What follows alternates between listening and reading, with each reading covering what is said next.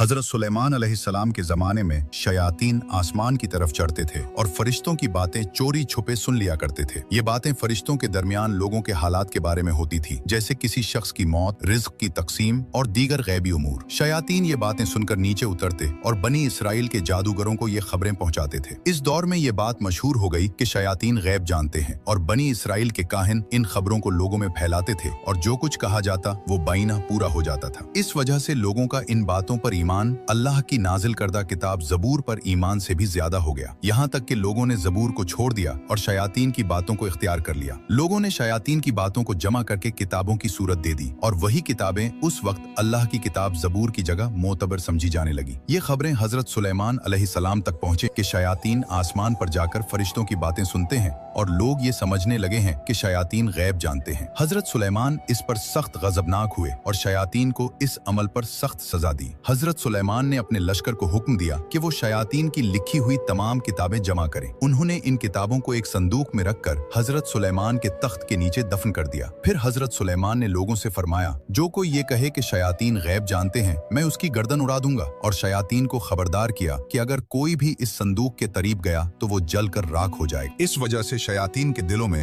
हजरत सुलेमान के खिलाफ शदीद बुग़्ज़, हसद और गुस्सा पैदा हो गया, क्योंकि अल्लाह ने हजरत सुलेमान को एक अजीम राज और ताकत अता फरमाई थी, जिससे वो जिन्नात और शयातीन को मुसख्खर करते, उन पर हुकूमत करते और उन्हें सजा देते थे। शयातीन हजरत सुलेमान की इताअत तो करते थे, मगर उनकी नबूवत पर ईमान नहीं रखते थे। वो सिर्फ इस खौफ से इताअत करते थे कि हजरत सुलेमान उन्हें कैद या अजाब दे सकते हैं। वक्त गुजरता गया, लोग और काहिन शयातीन की बातें भूलते चले गए, यहाँ तक कि हजरत सुलेमान का विसाल हो गया। उनके इंतकाल के कई साल बाद और नस्लों के बदलने के साथ वो उलमा भी कम होते गए जो जानते थे कि किताबें तख्त के नीचे दफन हैं। एक दिन बनी इसराइल के एक गिरोह के पास एक अजनबी शख्स आया जो दर हकीकत इंसान की शक्ल में एक शैतान था। उसने कहा, मेरे पास तुम्हारे लिए एक अजीम खजाना है, अगर तुम उसे हासिल कर लो तो दुनिया के सबसे ताकतवर लोग बन जाओगे। बनी इसराइल ने जवाब दिया, ये कैसा खजाना है जिसकी बात कर रहा है? शैतान मुस्कुराया और बोला, सुलेमान कोई नबी नहीं था बल्कि एक जादूगर था। वो जादू के जरिए तुम्हें धोखा देता था और उसे मोजज़ा बनाकर पेश करता था। लोग उसकी बातें गौर से सुनने लगे और पूछा, वो खजाना कहाँ है, हमें बताओ। शैतान ने कहा, हजरत सुलेमान के तख्त के नीचे खोदो, वहाँ एक संदूक मिलेगा। मुसलमान बनी इसराइल ये सुनकर गुस्से में आ गए और बोले, खामोश रहो, सुलेमान जादूगर नहीं थे, वो अल्लाह के नबी थे। काफिरों और मुसलमानों के दरमियान सख्त झगड़े हुए, मगर आखिरकार बनी इसराइल की एक बड़ी तादाद ने उस शैतान की बात मान ली। वो सब हजरत सुलेमान के तख्त के पास पहुंचे। शैतान खुद पीछे खड़ा रहा, क्योंकि वो जानता था कि अगर वो करीब गया तो जल जाएगा।